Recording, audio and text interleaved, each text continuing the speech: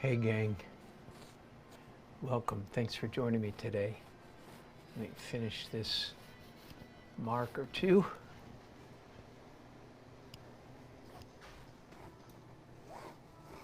I'm using, again, my Shiva oil sticks, although two of them are not Shiva, they are R and F. Slightly different brand, slightly different texture. Anyway, hello, my name's Dan. Thanks for joining me. And for those who are keeping score, like me, this is Daily Art Adventure number 652. Can you believe it? When I started this, honestly, when I started this 2.5 years ago, I said to myself, by the time I've done this 1,000 times, dang, I'm going to be good. And I'm still working on it, still working through bugs and issues, way more bugs than I ever imagined. Anyway, good to have you on board. I'm about to do, as advertised, I'm about to do glazes on this painting. And here, as you may know, if you follow me lately, I've been trying to do more abstract in my realistic paintings. Therefore, I've discovered that right before I do glazes is a really good time to do the sticks, because the glazing, with the glazing I can push those lines back if I so choose. All right, so let's get glazing. Hello, Uncle 60. We meet again. Indeed. Some rules for you, Horatio. Anybody else? When you do glazing in the later stages, this is what I require my students to say, and what I, in fact, say myself. So this is a dry painting, right? So it's impervious. That is, I can do a whole bunch of stuff on top of it, and if I don't like it, I can wipe it off. So it's very, very forgiving. But here's what I require my students to say, and in fact, what I say in my own mind. First of all, you put your chin in your hand like this, and you look at it and you nod and you go, you writing this down? You say twice, and then you say, I like it pretty much. I just wish it was a little more blank. Okay, now believe it or not, getting students to say the words, I like it pretty much, is often like pulling teeth. It's like, because they go, So I'm trying to actually trying to teach my art students proper mental hygiene when they are painting, because what they are in the habit, sadly, of saying is like, yeah, whatever. You interpret it. I don't like it, I'm bad, I'm lousy, it's terrible, I don't like it, blah, blah, blah, blah. Negative junk. Not a good way to be a good painter. Say good things to yourself, and you'll become a better painter than if you say those negative things. All right, so, but then the blank, so you say, I like it pretty much, but I wish it was more blank. And the blank is a color, okay? Not, I wish it was lighter or darker. No, that's a value. You don't say, I wish it was better. No. You say, I like it pretty much. I just wish it was more blank. And the blank is a color, because we're about to do a glaze, or glazes, depending on how you like to call it. One glaze, but many colors. So some people maybe would call that several glazes. So, and the blank, the name, the color, of course, is different with every single painting and every single stage. So I'm looking at this painting, which I started last week, and I worked on it a bunch at a 4th of July party. You can go back and watch me do that if you want. And this is where it ended, at the end of the 4th of July party. And I knew that it's pretty close to none, but I knew I was going to do glazes. All right, so here's what I'm saying. I like it. Oh, I didn't say twice. I like it pretty much. Hand stuck to chin. But I wish it was more blue. Phthalo blue here in the middle, and maybe ultramarine blue up there. Probably a little more. I wish, actually, what I'm really saying here. Oh, I forgot my candle, David. I actually thought about it, but I have lots of stuff blowing on me, really, and a door open, so well ventilated. Anyway, I was going to add a candle too to see if that helped. I don't think that's why I'm coughing, but David has opened me up to the possibility. What I'm really saying is I would like this whole painting to be a little higher chroma. It's obviously a misty, hazy is a better word, hazy summer day. That's the only way you get this kind of sky is haze. But in spite of the fact that it's hazy, I think the water, I'd like it this a little more blue-green, phthalo blue and green. I'd like this a little more blue. My flowers are okay. And often I want some of my painting warmer. Ironically, on this particular painting, I don't think I do want it warmer. So all I'm saying is bluer and blue-greener. Down here in this corner, yeah, you guys can see it down there pretty far, almost to the corner.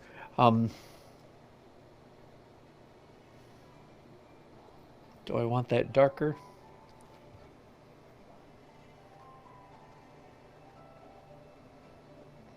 I'm not sure. All right, let's just get started. So enough of the humming, and I like it pretty muching.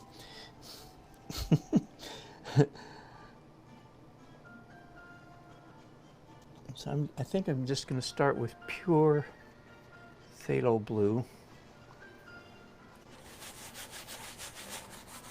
By the way, every time when you start this process, it's shocking. It's like, that's too much. But be patient. Don't panic, because two things are going to happen. One, you're going to spread it out so it's much thinner. But secondly, the whole painting is going to get some glaze on it, and so it'll sort of catch up. Now, I'm doing at the moment, and I'm using liquid again, my favorite medium that I sure hope I don't have to give up.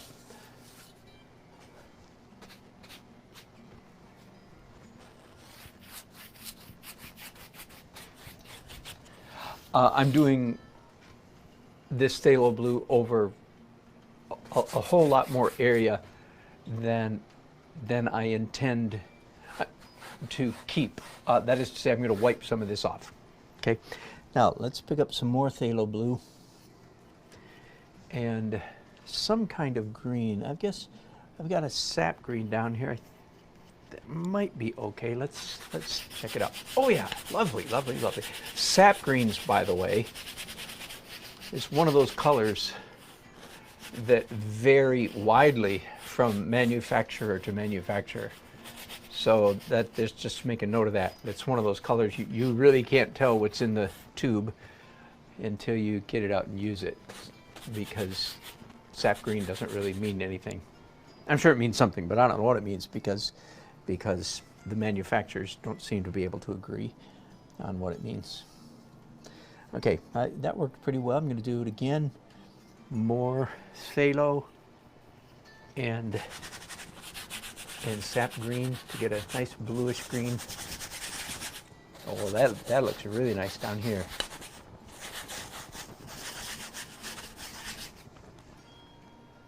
Yeah.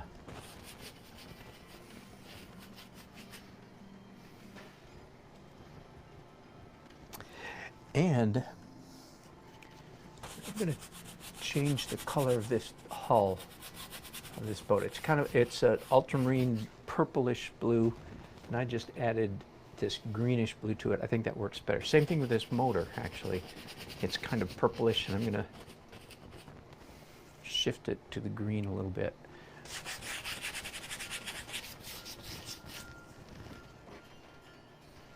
Okay, that's most of what I was sure of. This railing right here, I like this, the shadow side of it, but just a little bit too purple. So I'm going to anti-purple it, which technically would mean yellow, but to anti-purple it and shift it in a direction, I'm using green. Oh, I know. All this foliage down here, not the flowers, but the leaves could really stand to be greener.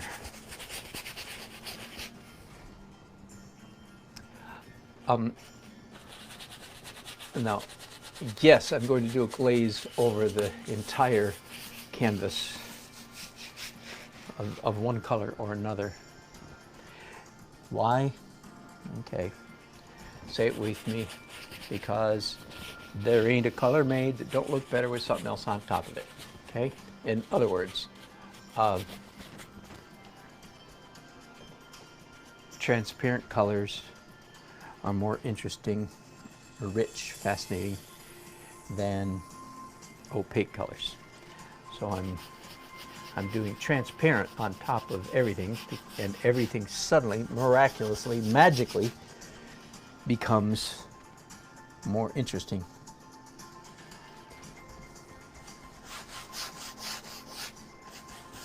Because transparent colors are more interesting.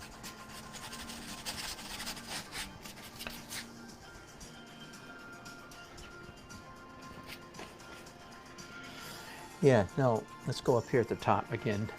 Some ultramarine blue.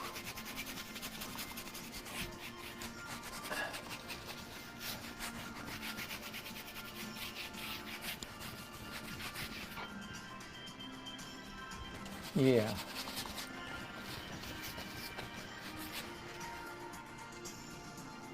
After making your painting darker, of course, then you always come back and make it lighter. There have been a handful of times where the only thing I've done after glazing is lift out with a rag, so that becomes the lighting, if you will, is simply wiping off, and then I finish the painting there. That won't be the case here, except perhaps in some areas, like maybe the sky. All right, I'll clean these brushes later.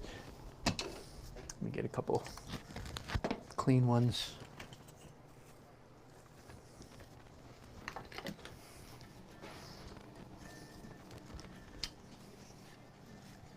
And a little more liquid. Here's what liquid looks like to those of you who don't know.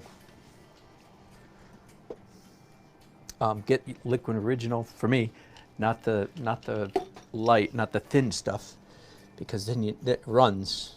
A liquid gel is a gel, and you put a pile of it on your palette, and it stays right there. And if you pick up your palette and hold it sideways, it'll run off. But I'm assuming you know what I mean, more or less. All right, so mixing up now a warm combination: oxide red, which of course is brown, a little bit of Indian yellow. Let's see. Yeah, there we go. I want to warm up the cloud up here in the sky. Now, most of what I just put on there will be wiped off, but it'll be wiped off, to taste. My eye will tell me, how hard to rub, how long to rub, and so on, to take off the right amount of this warm stuff. That looks nice, though, right there. Okay, and I guess I'll go ahead. I wasn't sure whether I was going to do warm on the hulls of these boats, but I just decided, indeed, that I will.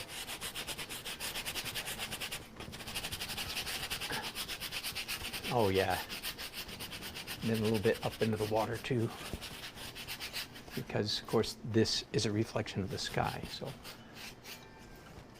I'm glad I did that. I can't believe I almost didn't. I'm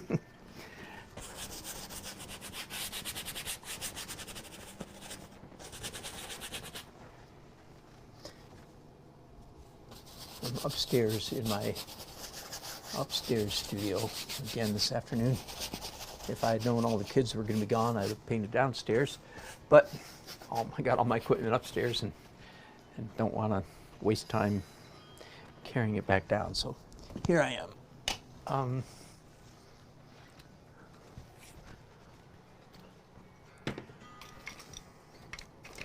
need another small brush. There we go. Using, as you can see, my favorite brushes in the whole world. That's true. It just still makes me laugh. They're the cheapest brushes in the whole world. Chip brushes. All right, now I'm doing transparent red. No, I'm literally red. A couple reds. Never mind. I want to just a couple reds. I was not. In other words, I usually take transparent red oxide, but no. This is real red. This is real red. I made it transparent with by using enough liquid, right?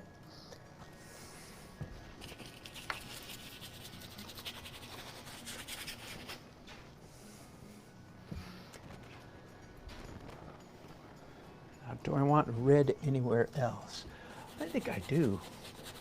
Just a hint of more warmth down here near the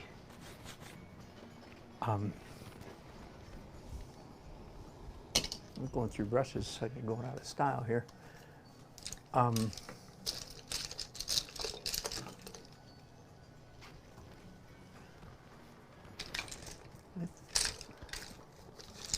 Here we go. I thought I had a fan brush over there somewhere.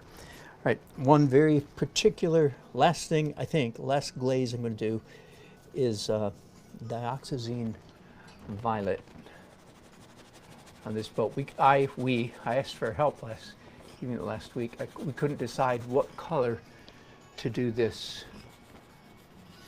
hull of this boat. It was purplish, and then I made it more tan, and now I just made it more purplish again.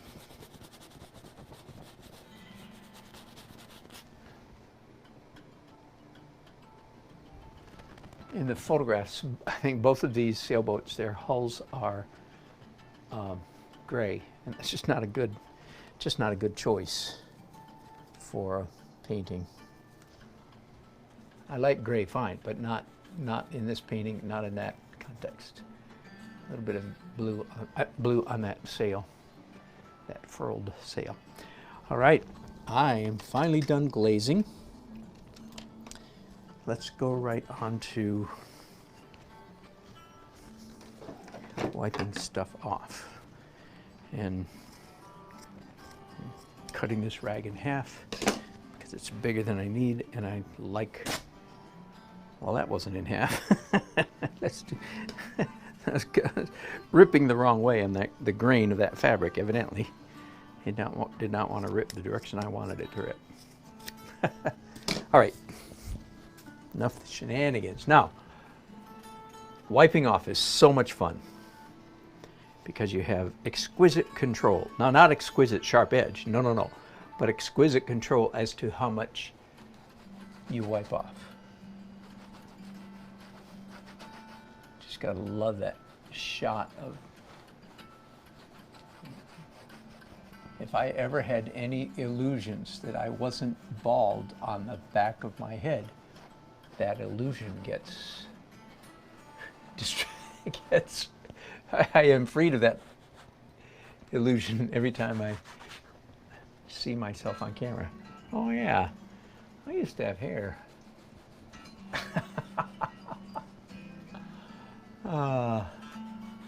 Just a sign of how far we've come, folks. But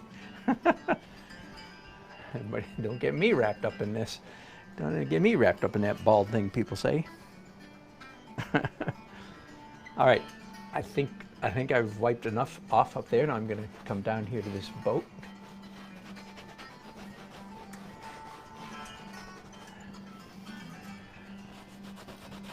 And I'm wiping pretty hard, but there's quite a bit of impasto, thick paint here. And one of the things that I really like about glazing on top of texture paint is that the glaze gets in the little cracks and creates rub liquid on the bald spot. I will not do it. That does not sound healthy. Now, if it had some oxide red, I could rub raw umber. That's what am I thinking? That's the go-to color for hair. Rub some raw umber up there every day before the broadcast. I have issues, but I don't have those issues.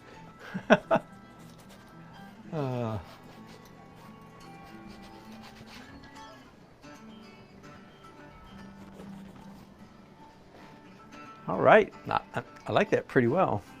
I'm almost finished. There are a few things I want to do.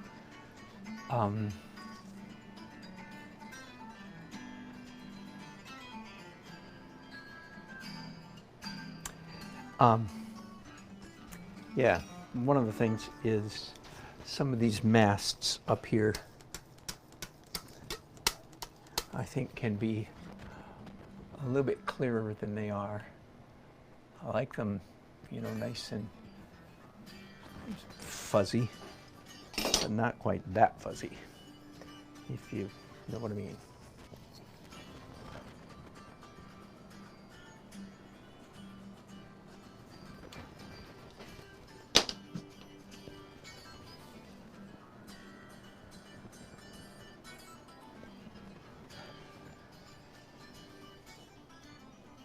Do my next mast.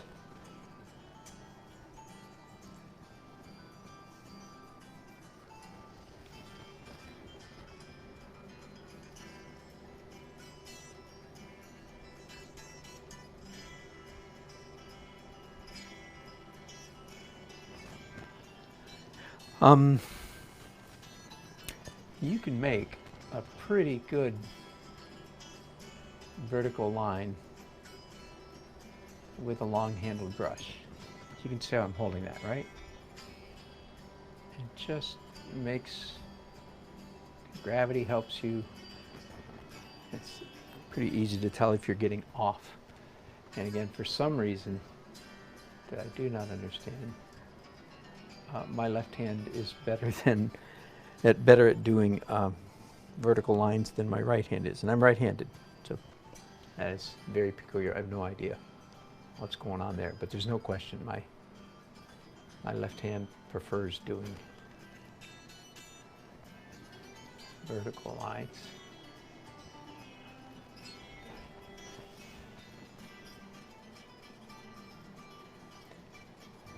All right, so I'm asking myself, are there any little bits on the painting that, yeah, some portholes on this boat. Somehow I missed those. Is there anywhere that I need, yeah, inside this lily-shaped flower? I don't know if it is a lily, but it's shaped like a lily, so I'm assuming it is.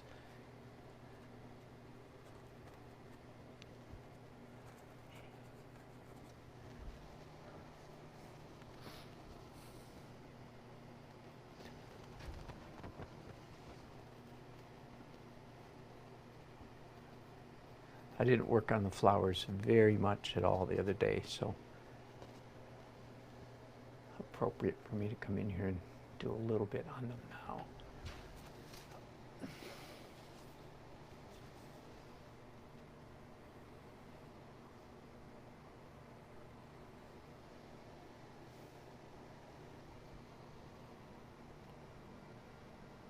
Maybe a slight architectural. Well, hello, Winona. It's been a long time. Good to have you on board. I'm trying to do a little bit of detailed texture on this boat. It's a little too plain. You know, boats have a lot of stuff on them. Pockets, panels, compartments, handles, all kinds of stuff. And it was a little too plain, so that's better. Same thing over here on this boat. There.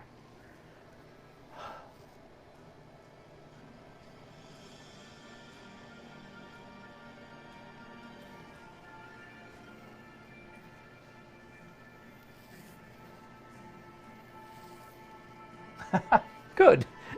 I'm glad David helped you out there. I saw that comment. I think I did about with the glaze and using different brushes. Well, good. Thanks, David. Thanks for studentings. Thank you for tutoring each other. That's wonderful. That's fun. Fun thing to have happen on your channel. People talk to each other, help each other. What fun.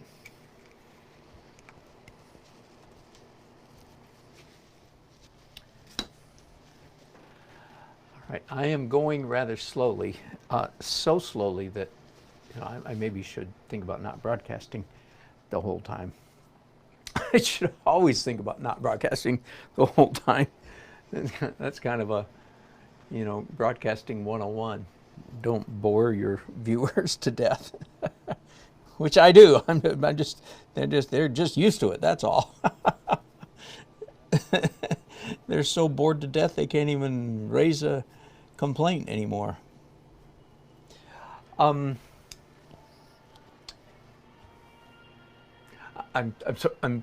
holding back. I don't want to get into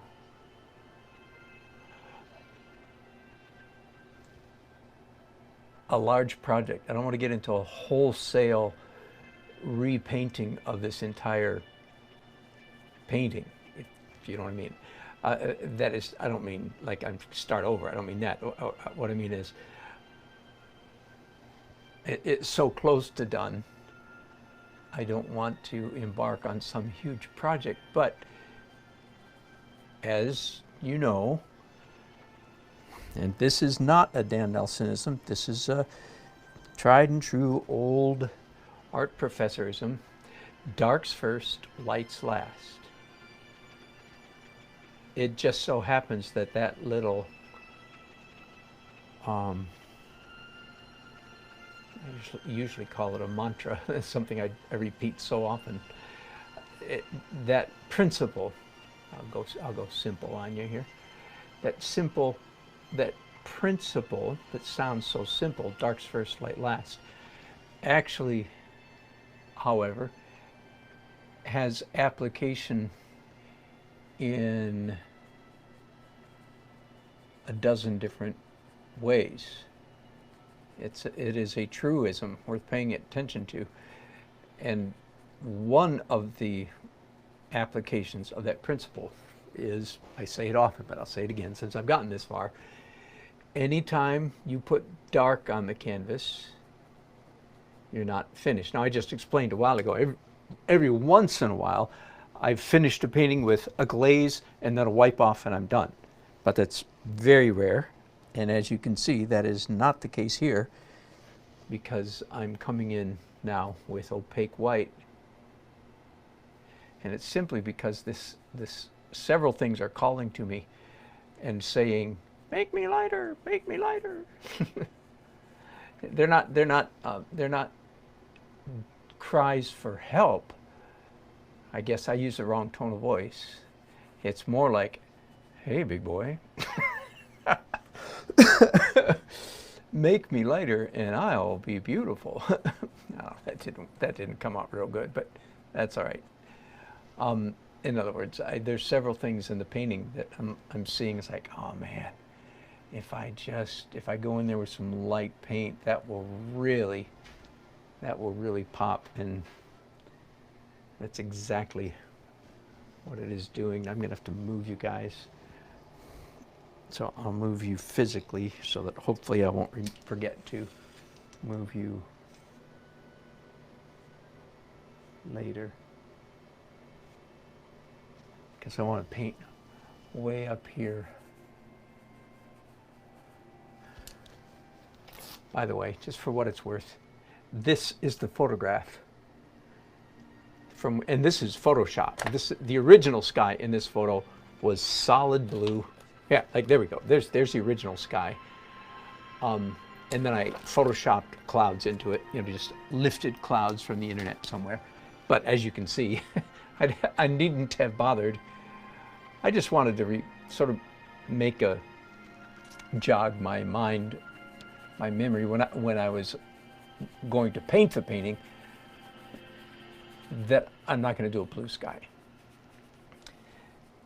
But of course, I needn't have worried. This key element in the painting, I'm calling this shaft of light right here. It doesn't quite doesn't quite correspond. That would be a big mistake if it corresponded to the rigging on the mast. So the rigging is here, the shaft of light is here, and I think it's okay. In fact, I think quite an interesting juxtaposition of shapes.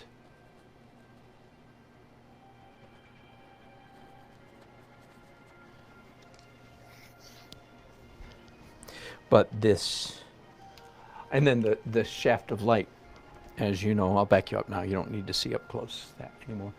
The shaft of light continues down throughout the painting, like this, down to about here. I haven't solved the problem of that railing yet. That's probably the biggest thing that needs to be fixed in the whole painting, is that railing. David suggested the other night that if this much sun is hitting the boats, then there ought to be a lot more sun on this railing. And absolutely, logically, that is absolutely correct. However, compositionally, I'm not sure it's a good idea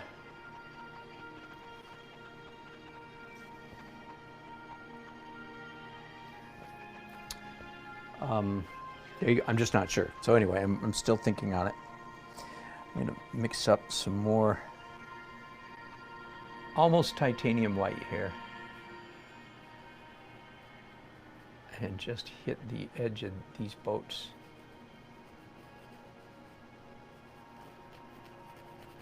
And some fuzz, of course, going off the boat.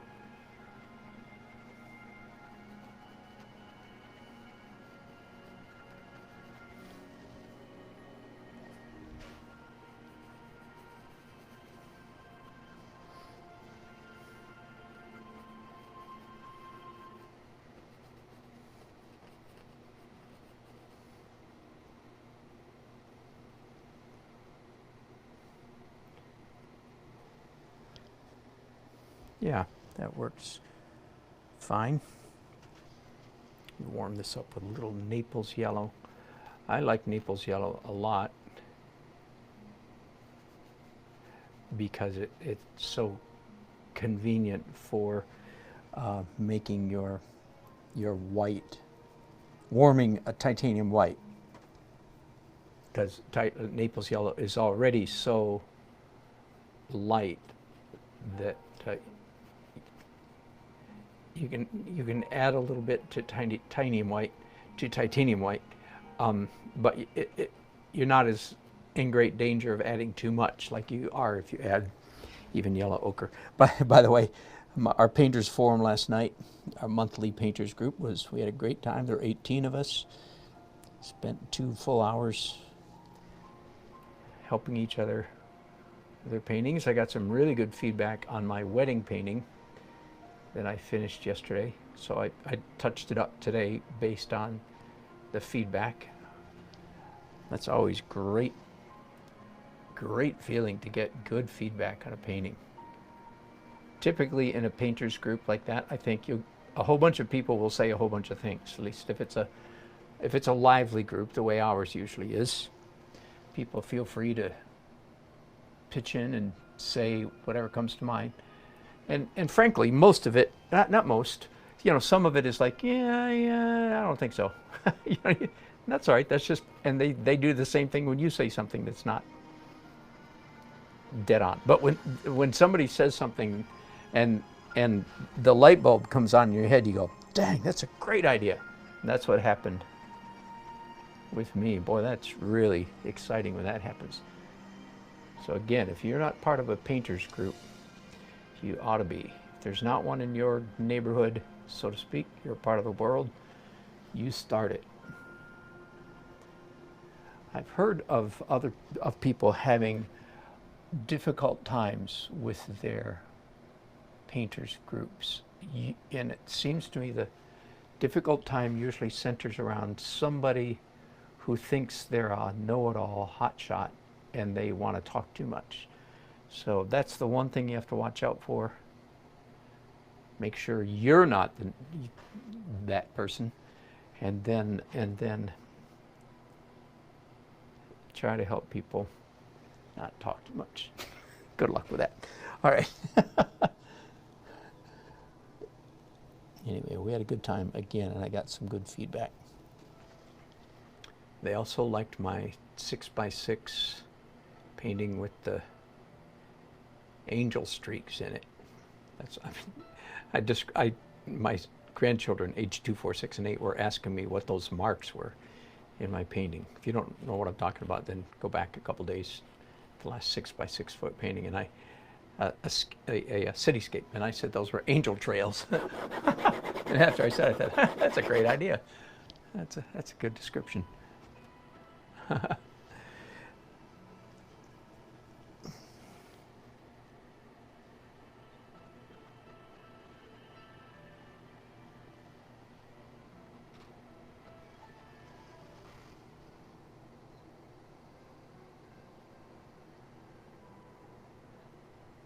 By the way, my technique of painting primarily in transparent layers, layers and layers and layers of transparent acrylic and then transparent oil, is really a good technique for painting water.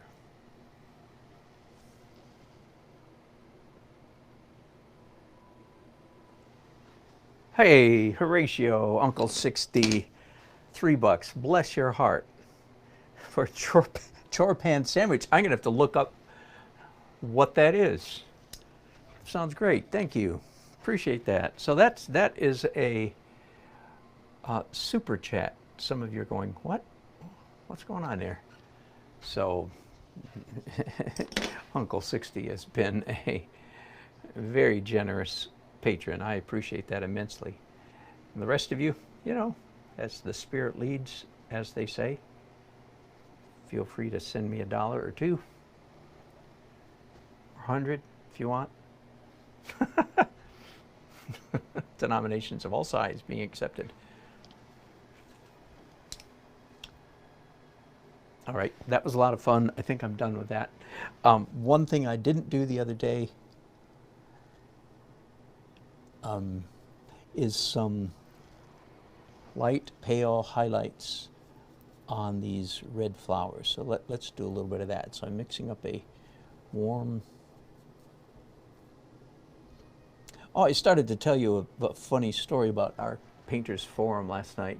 As I said, there were 18 of us there, and there were enough, one or two first-timers, and then several that, you know, hadn't been. So when that hadn't been in a while, so when that happens, we typically go around at the beginning and say names, and we also, because it's a group of artists, we try to come up with, you know, talk for just 30 seconds so people get to stare at it and try to remember your name while you're talking.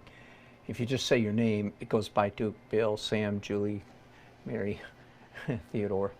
It goes by too quick and nobody gets the name. So anyway, we slow it down, and last night it was, what's your least favorite color? as an artist. It was pretty funny. They were all over the map, but two people said that their least favorite color was yellow ochre. And of course, everybody laughed and groaned at every color that was mentioned. Mine was bubblegum pink, which we've talked about that, you and I.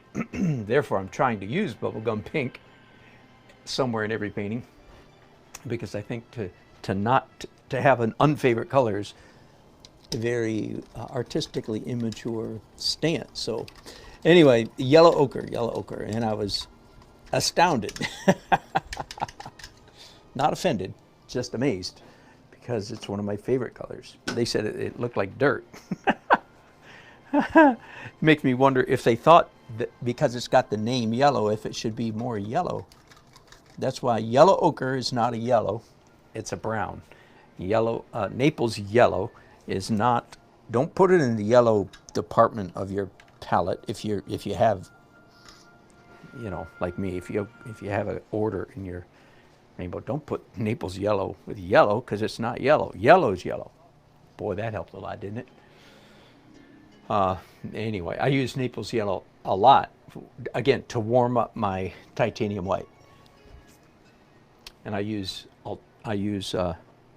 yellow ochre also to warm up my titanium white. All right, I am down to a problem, an issue that needs helping. And I'm going to, again, move you guys closer so you can join me in this struggle. It's this railing right here. I had slapped on some orange at the last minute the other night, and then wished I hadn't.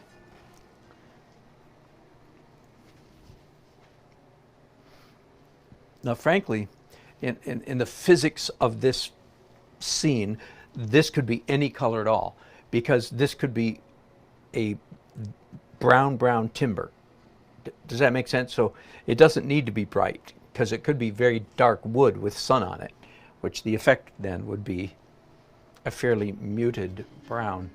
I think the orange was a mistake. The chroma was a mistake. I want it greater than that.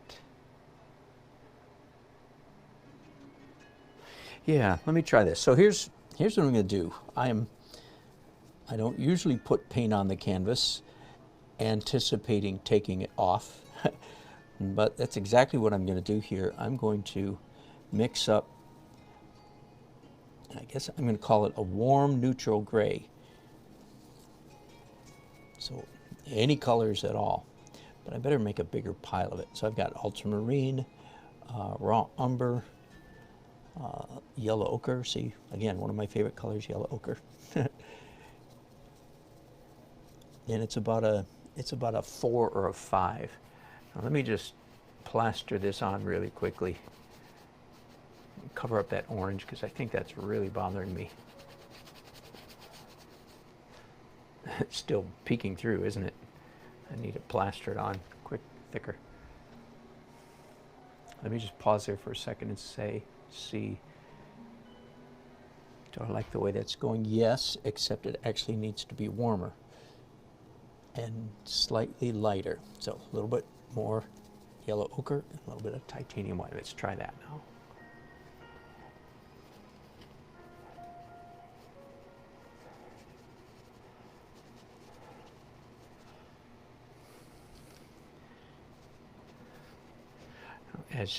As you may know, often when I have a large part of the canvas to shift either color or value, I will scumble, just apply real thin the layers of color. But that option wasn't really open to me here, because if I had done that, the orange that I don't like would still be showing through. So I can't do scumbling here. I have to do plastering.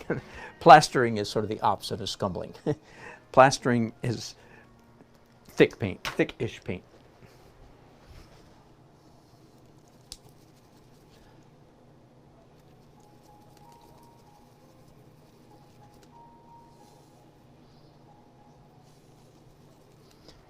Try that again.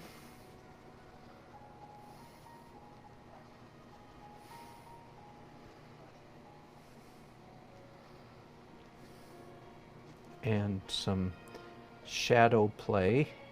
It dawned on me after the fact would be a nice touch, because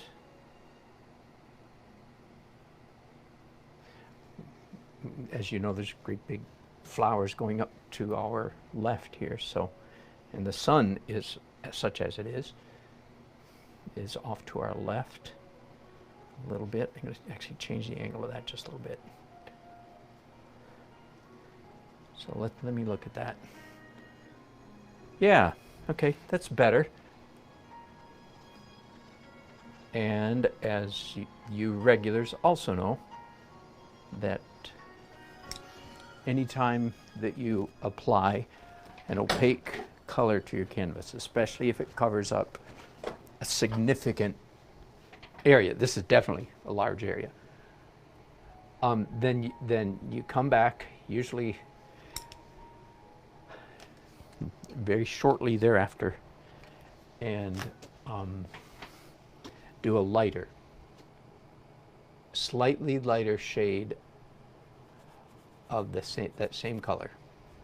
But I'm not finished doing the light stuff yet, so let's nail that down.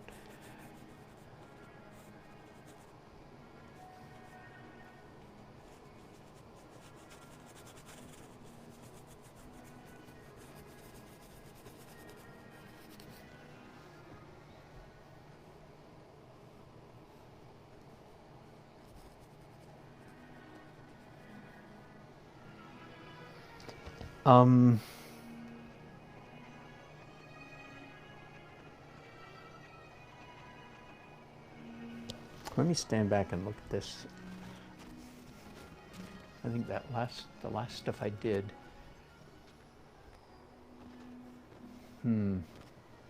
might be a mistake. I'm going to do a little more of it and then decide whether to wipe it off.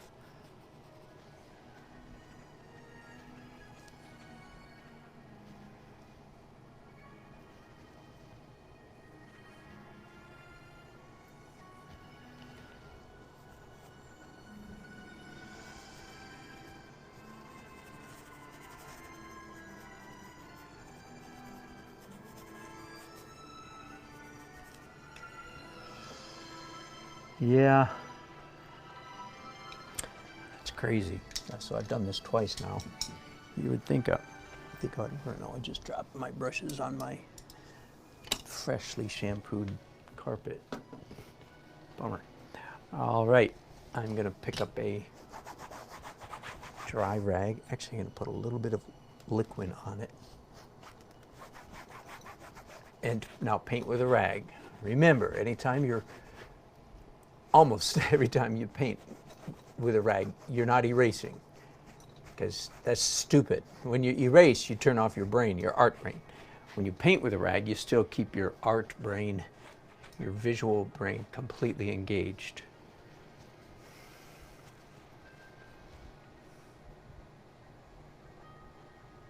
That is crazy. There's something about this composition down here that is not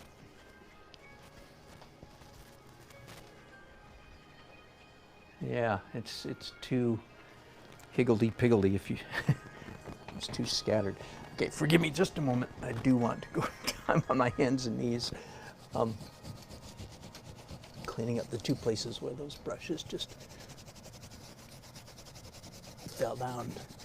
We did indeed, my wife and I did just shampoo my whole carpet just a couple days ago.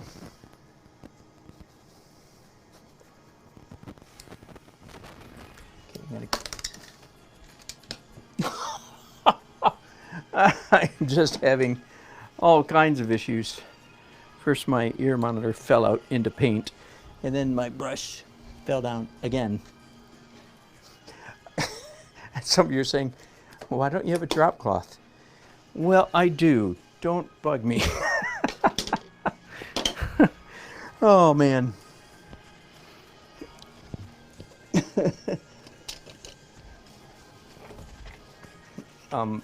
Never mind. You're not my mother. I don't have to answer to you. It's a long story. I'm just not going to go into it. And now I have, this is a really good broadcast, you guys. Trust me, it is. This is good. I've now misplaced my liquid.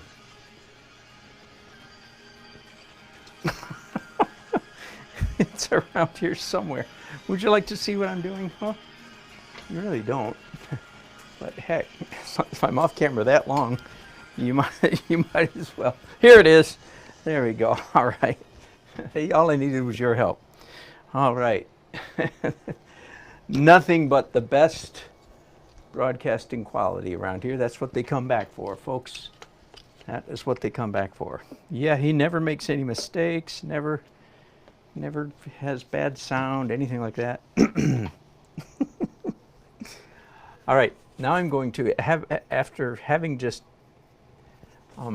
whoops, that's bad. I don't want that color. Having just lightened these posts, now I'm going to come in here and do transparent glaze on top of them and darken it all. But it's the wrong color. It's still too orange. That oxide red is too much. So.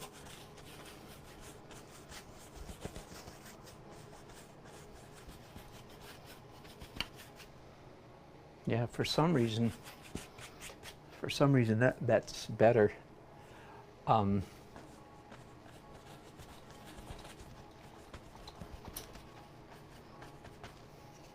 Now I just have to do a little bit of explaining, so to speak, quote unquote, why these down here are so dark and this one up here is so light. So now I'm darkening this one as well, just a little bit.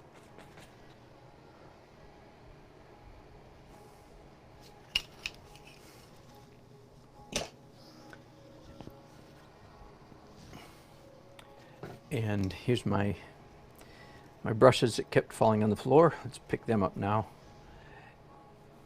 and do a little bit of highlights, just a little bit here and there and here and there, just a little bit here. So not a big area like I did a few minutes ago, just a little bit.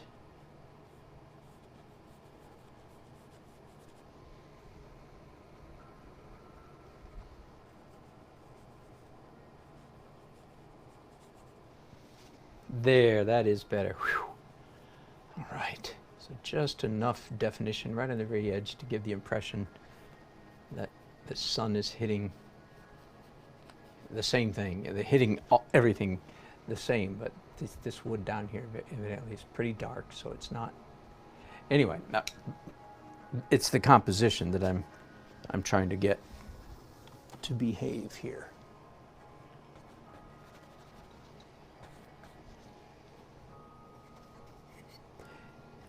Realism was not the problem. Composition was the problem.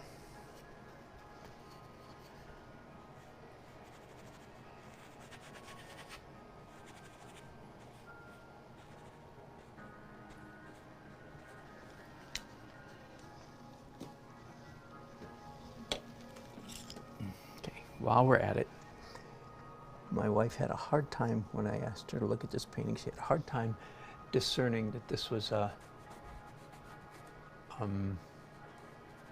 window box, a planter box up here on the railing. So if I make that a little bit clearer, it disturbed her that she couldn't figure out why all those plants were up there, and yet she couldn't see the box. It wasn't clear enough. So, and I think that was a good criticism. All right, whew, wow. All right, I think I'm finally out of immediate danger.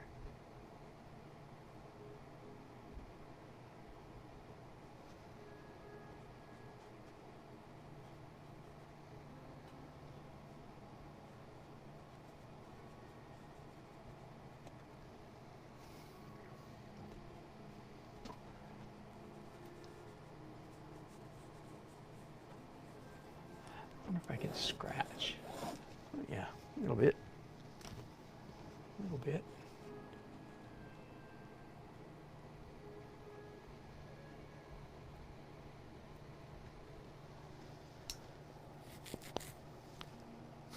All right, I've been going on for quite some time, and I'm not sure I should be broadcasting all of this stellar work. But not being one who knows when to quit, I'm going to do just a little bit more.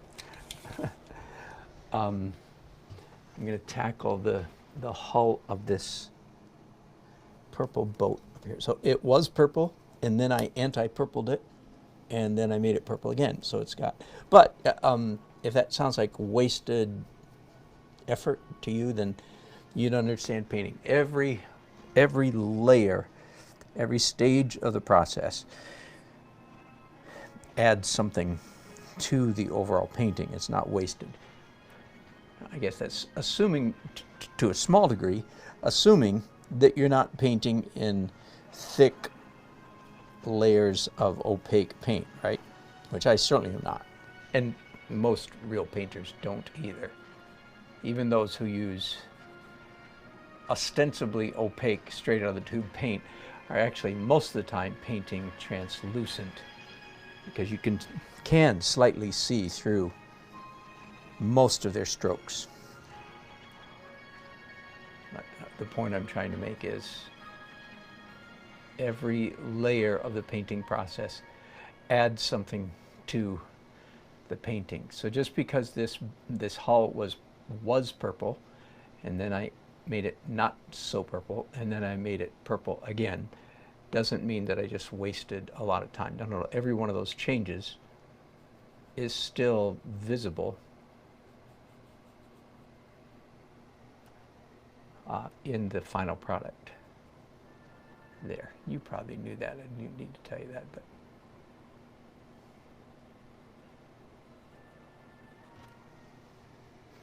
and I'm using just a real, I'd say subtle purple. One question came up the other day: do any sailboats actually painted purple? And my observation is that boat hulls come in any color you can imagine. Pink, yes, absolutely. I remember very well seeing and even painting a pink hulled boat many years ago. So yeah, any color you can think of. They're the traditional white, off-white, blue, gray is another traditional. Yeah, I don't have any trouble proposing a purple hulled sailboat. Oh, that was a nice touch. A little bit of highlight in there. I don't have enough highlights back here on this. Do I? Nope.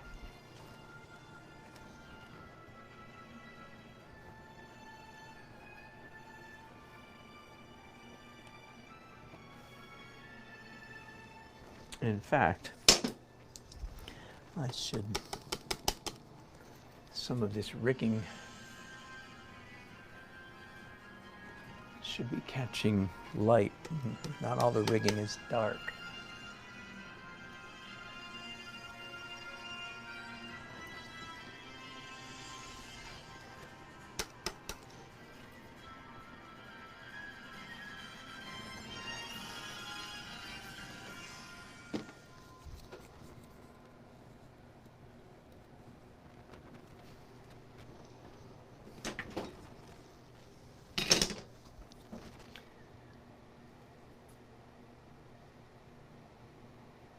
I'm going to leave that for now.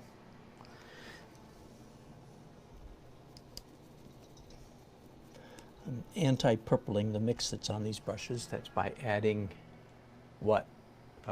What is anti-purple? Correct, yellow. So I just took these brushes and add a little bit of Naples yellow again, one of my favorite colors. Naples yellow is essentially a light version of yellow ochre. I'm not saying it's the same pigment. I have no idea, and I doubt that it is. But to my eye, that's essentially what it is.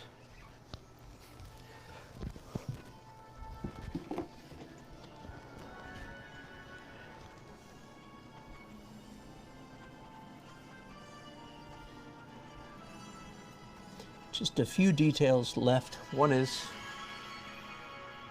this sail, this furled sail. is blue, and it doesn't have any paint on it yet, any opaque color on it. So let's add a little bit along the top. It's probably good enough.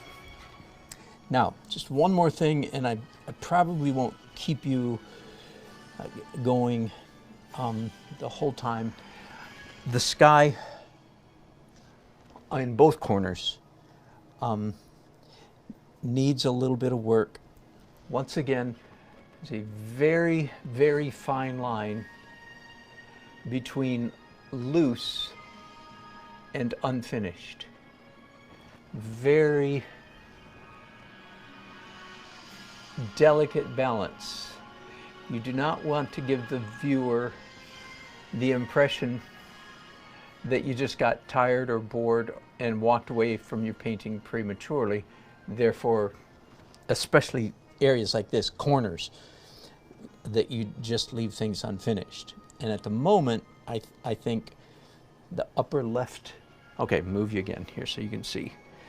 At the moment, I think the upper left and upper right corners of my painting,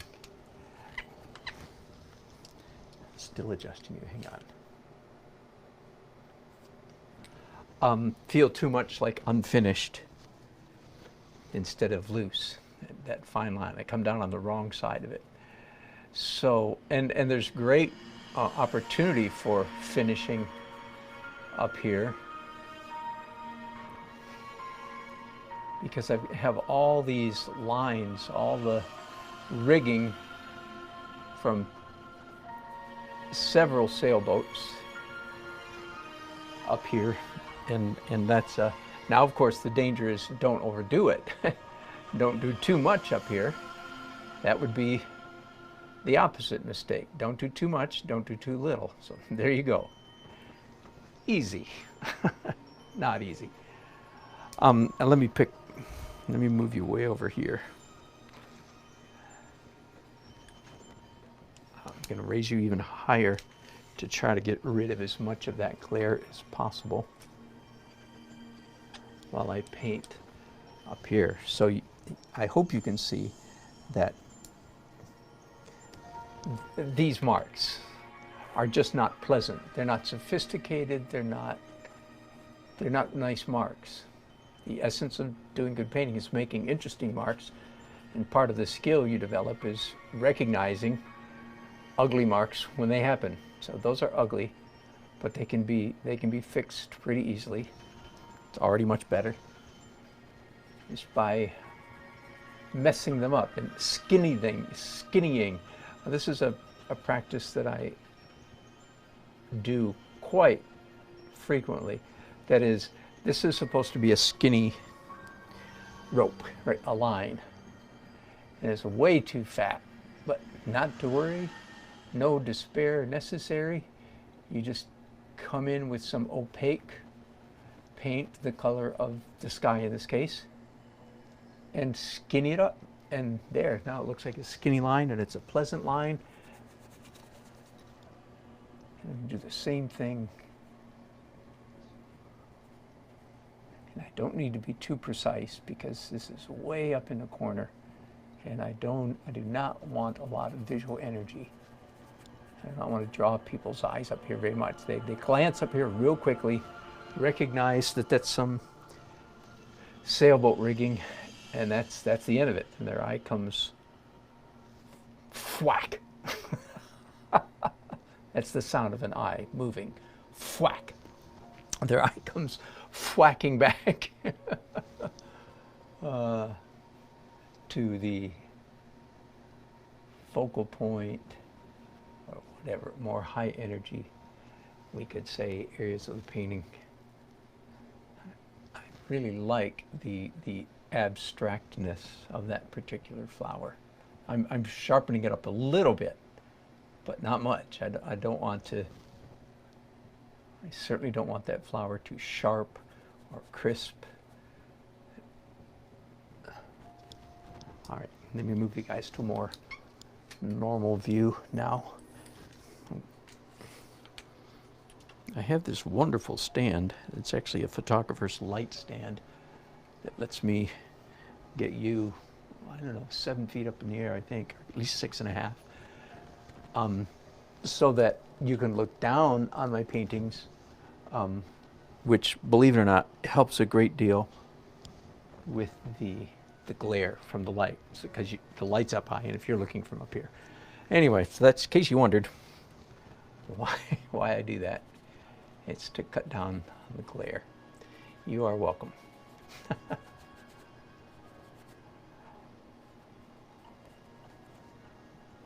I'm doing the same, basically the same thing that I just did up there in that corner, doing the same thing again over here. Just want to get that balance right. How much energy?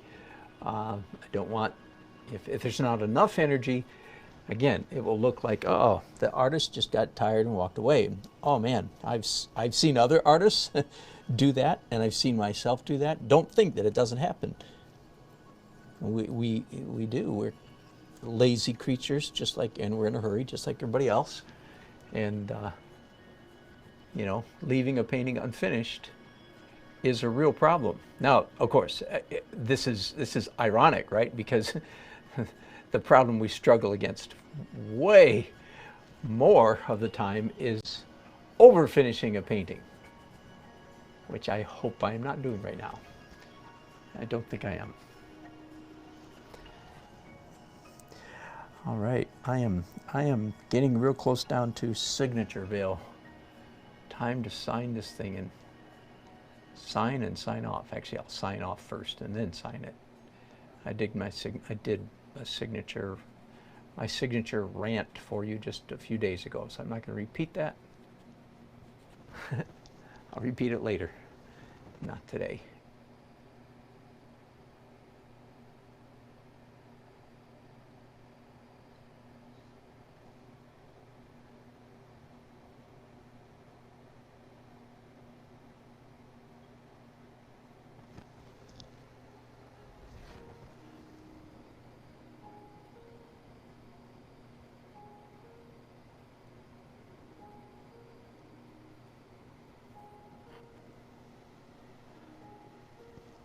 We don't see much, ironically, we don't see much water beyond the sailboats, because the sailboats are blocking the horizon. In the photograph and in my painting, the horizon is actually way back there. So I'm doing a little bit, and there's a little bit of water here between the two boats, but not much. I don't, there's a little bit too much pencil right there as well. And again, if you're new to my channel, then yes, I have developed this crazy habit of using pencils in oil paintings, of all things. Jumbo Jet Black by Jerry's Artorama, kind of a sort of a grease pencil, not as greasy as a real grease pencil.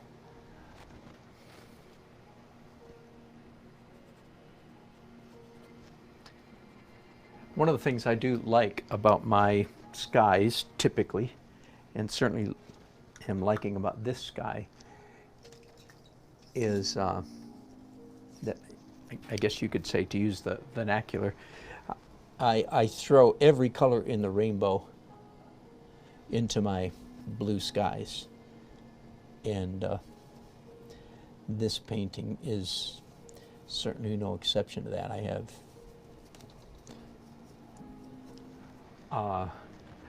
green in the sky, orange, red, purple, yellow, pale yellow, orange, and that tickles my eye. I like the effect.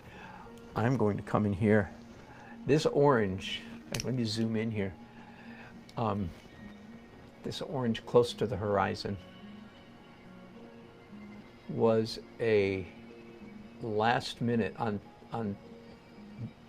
at the 4th of July party, where I was painting for 6 hours, pretty much nonstop. 10 minutes before I started packing up my equipment at 10 o'clock at night, I was just doodling with paint, and all of a sudden I started dragging this, what was really initially up here, a purely abstract orange swoosh. Right, they had nothing to do with realism at all. I started just like I'm doing right now, dragging it down and down and down, and it was a fascinating moment. So everybody in the room went, oh, kind of like, oh my God.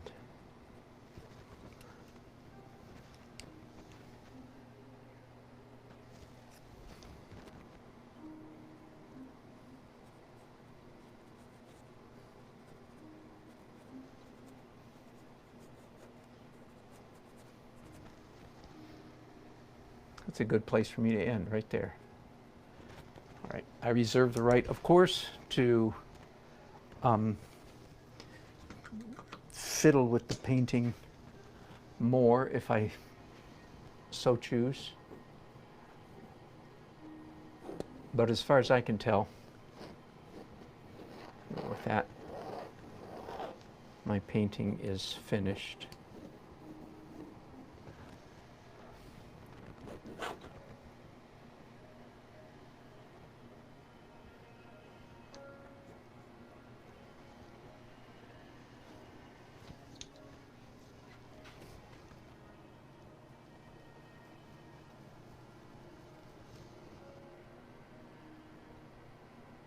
I just made a big pencil mark right there, and I like it, but it was just a little bit too much of a good thing, so I just pushed it back a little bit. Now I've got this lovely aqua green, blue-green color by brush. Now I'm just painting because it's fun. This is where it gets dangerous, all right? Stop, stop, stop.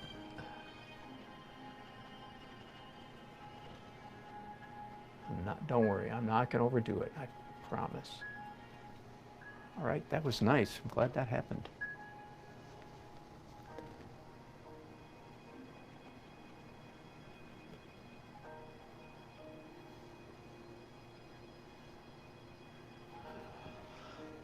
All right, good time for me to quit. I've got a good friend on the phone that's trying to call me, and I am, as far as I can tell, I'm done. Let me look at your chats real quick before we go.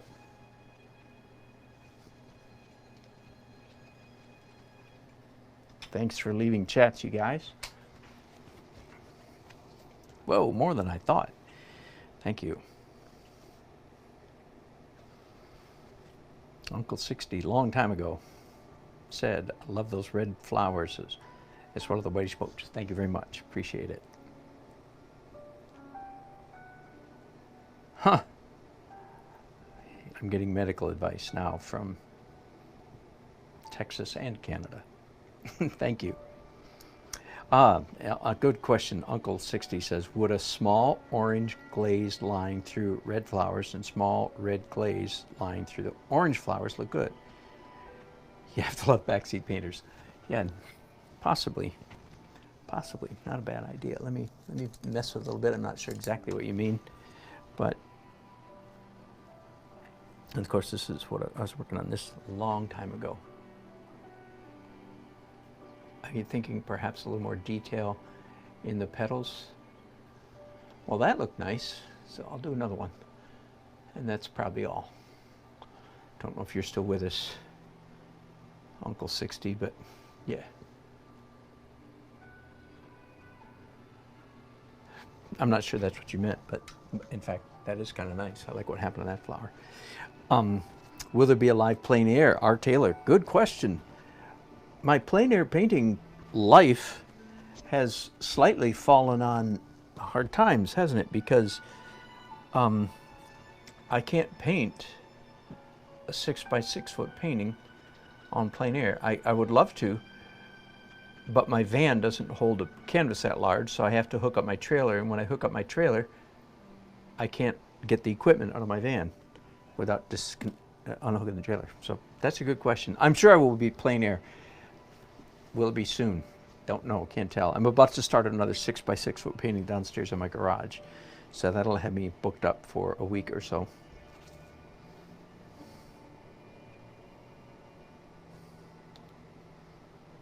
Hello, Attack on Tien Naruto. New name, thank you for joining us. Hello yourself.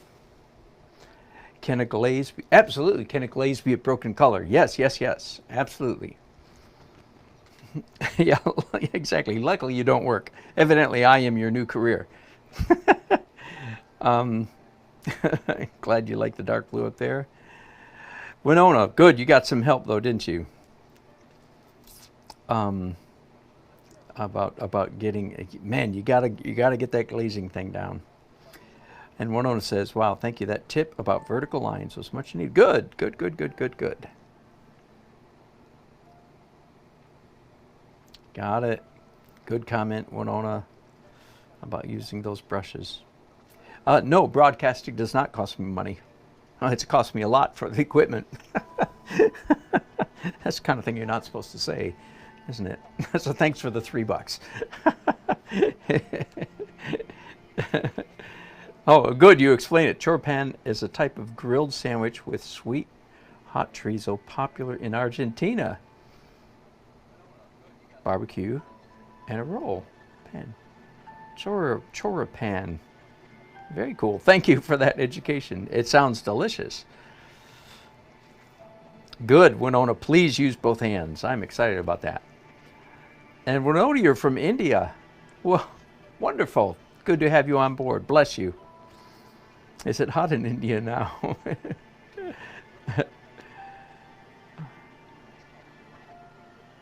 Yep, exactly. Get away from the photograph, Winona. You're exactly correct. Oh, and she tells us, you tell us the temperature in centigrade. All us Americans scratch our heads. We have to do some 43. That's hot. I know that's hot, but I'd have to look it up. I'm sure it's 90 something, maybe 100. Okay, thanks, Winona. You're not with us anymore. I hope you watch this later. Great to have you on board. Thank you so much. I like it when you guys say goodbye to each other. Paint a bird nest or a seagull. And, you know, I could, no, I'm not going to put a seagull in this. Good thought, too late. Yeah, my wife has a bat. Be careful with the carpets. You're exactly right. Oh, that's a good question. Horatio, you asked a good question about what is that turquoise. It's actually a green line. That's just abstract, but you know what? I think subconsciously, I just pushed it back. I'm glad you said that because it needed pushing back. It was just part of an abstract swoosh that went down like that. Calamity Jane, yeah, that's me. Oh, somebody likes my little door. That's where our dwarfs. That's where my art elves live. When we go to bed, they come out and paint for me. Thank you for the compliment, Michelle. Hello, LRL Arts. Wait a minute. That's not your name. Did you change your name to LRL? Earl Arts? Uncle 60. He's like my cough. He never goes away.